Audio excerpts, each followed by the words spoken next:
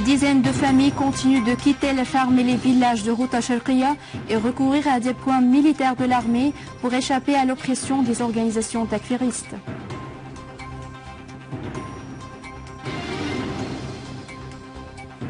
Les étudiants de l'université de Bassa Homs organisent une pause de solidarité en hommage des âmes de leurs camarades tombés en martyrs dans l'attentat terroriste de la rue de Hadda.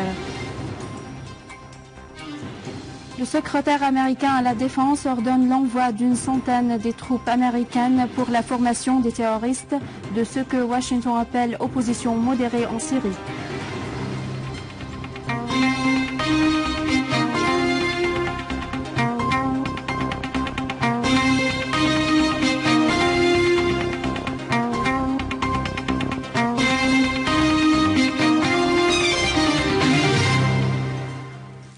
Mesdames et messieurs, bonsoir et merci de nous rejoindre. Des dizaines de familles continuent de sortir des fermes et des villages de Ghouta Sharqiya pour recourir à un des points militaires de l'armée arabe syrienne et échapper ainsi à l'oppression des organisations takfiristes. Des unités de l'armée arabe syrienne ont assuré la sortie de 107 personnes, en majorité des femmes et des enfants, des deux localités de Houch el-Fara et Cheifouni à l'est de Douma. Les familles ont été transportées à un centre d'accueil provisoire à Douer dans la banlieue de Damas. La sortie des familles des fermes et des villages de Ghouta Sharqiya fait suite au risque d'être la cible des crimes des organisations terroristes takfiristes, en particulier la soi-disant organisation de l'islam qui commet des crimes horribles à l'encontre des habitants, ce qui a obligé plus de 5000 personnes à la fin de la semaine dernière de sortir des régions de Douma, Jobar, Al-Chifouniye, Med'a et Houch Nasri. Les habitants ont exprimé leur profonde reconnaissance à l'armée arabe syrienne qui leur a assuré les soins et les besoins nécessaires dès leur sortie.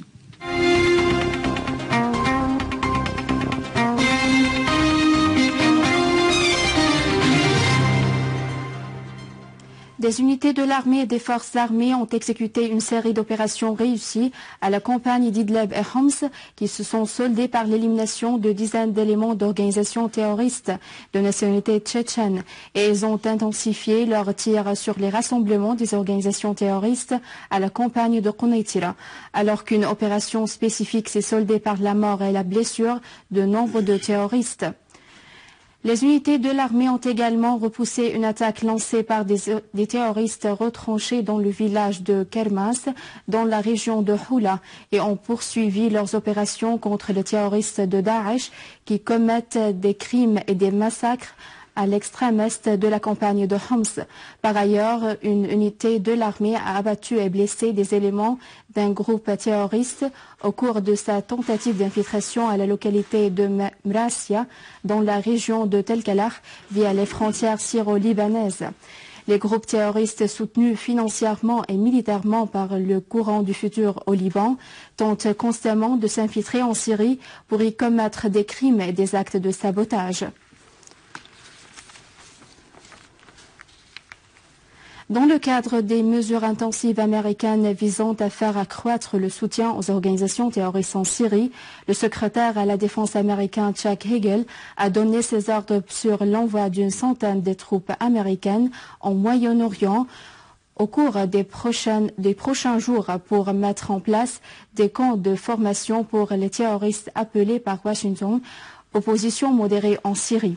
Rappelons que le Pentagone avait annoncé la semaine dernière son intention d'envoyer au moins 1 millier de soldats pour la formation des terroristes dans les camps spéciaux hébergés par l'Arabie Saoudite, le Qatar et la Turquie, et ce dans une nouvelle étape confirmant le maintien des États-Unis à soutenir les terroristes en Syrie.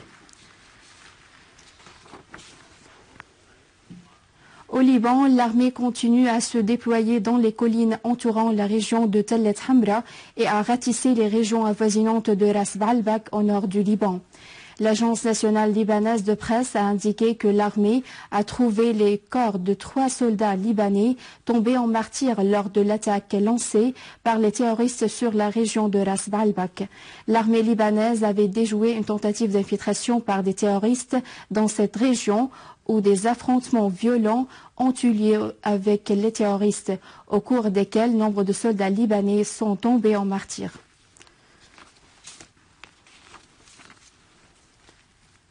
Le ministère irakien de la Défense a annoncé la mort de 22 terroristes de Daesh et la destruction de 2 véhicules et une maison piégée dans 3 régions au sud-est de la ville de Fallujah. Une source de sécurité à Diyala a déclaré que l'armée a commencé une opération militaire pour libérer le bassin Shirwin à l'est de Barkouba, contrôlé par l'organisation terroriste de Daesh. Le quotidien britannique Daily Telegraph a révélé que moins d'un 5e des Britanniques qui sont rentrés de Syrie et d'Irak ont été inculpés en dépit des affirmations du ministère britannique de l'Intérieur de prendre des mesures sévères à l'encontre de ces terroristes.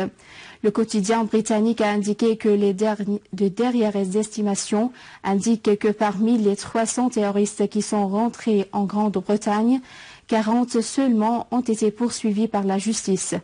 Et en France, qui a été échaudée par le terrorisme rentrant à son territoire, son ministre de l'Intérieur, Bernard Cazeneuve, a reconnu la mort de 73 terroristes des 1400 terroristes français présents en Syrie et en Irak.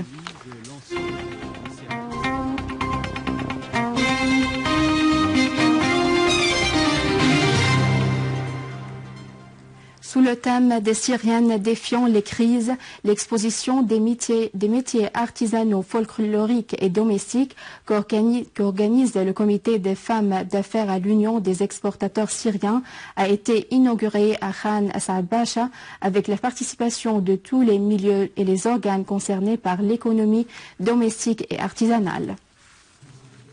Les compagnies des foires et des marchés internationaux ont mis l'accent sur l'importance de l'ouverture de cette exposition à l'ombre de la crise actuelle qui a jeté ses retombées sur tous les milieux économiques, notamment sur les gérants des petits et des moyens projets. À noter que le produit syrien, notamment le produit artisanal, possède une grande valeur industrielle, vu qu'il est fabriqué minutieusement et avec une grande habileté. Et cette exposition vise à ouvrir de nouveaux marchés pour ce type de produit. Le ministère de l'économie et du commerce extérieur a indiqué que l'exposition a été organisée afin de promouvoir les industries artisanales et folkloriques et les présenter aux consommateurs syriens pour ensuite passer à l'exportation. Le président de l'Union des exportateurs syriens, Mohamed Sawah, a affirmé qu'il y a des produits demandés à l'étranger comme le brocart, les broderies et les produits alimentaires appropriés à l'exportation. Les participants ont affirmé que certains produits artisanalement fabriqués de bois du bambou sont mis dans des moules de bois préparés à l'avance pour modeler la pièce qu'on souhaiterait fabriquer, comme les plateaux, les carafes, les gobelets et autres pièces d'ornement. Et la majorité de ces produits étaient largement vendus et étaient exportés avant la crise, alors qu'aujourd'hui on éprouve des difficultés. À noter qu'il y a un programme de travail qui est exécuté avec la participation de la Commission générale du travail et du développement des projets des entreprises privées dont l'objectif de créer des emplois aux jeunes à la recherche d'un emploi et qui ne souhaiteraient pas supporter les risques d'établir des projets spécifiques à eux en les formant selon les besoins du marché du travail, en les faisant travailler dans les entreprises du secteur privé. Vu que l'arbre est le symbole de l'amour et la paix, le gouvernorat de la banlieue de Damas a lancé en collaboration avec le ministère de l'Agriculture et de la Réforme agraire et l'Union de jeunesse de la Révolution une campagne de boisement lancée avec la participation de 1500 jeunes dans la région de Saboura. Les jeunes syriens voulaient envoyer un message affirmant que la volonté de vivre est plus forte que la culture de mort des terroristes. La campagne vise également à souligner l'attachement des Syriens à leur terre, leur identité et leur appartenance. Et à la fin de ce journal, voici un rappel des principaux titres. Des dizaines de familles continuent de quitter les fermes et les villages de Ghouta Sharqiya et recourir à des points militaires de l'armée pour échapper à l'oppression des organisations takfiristes.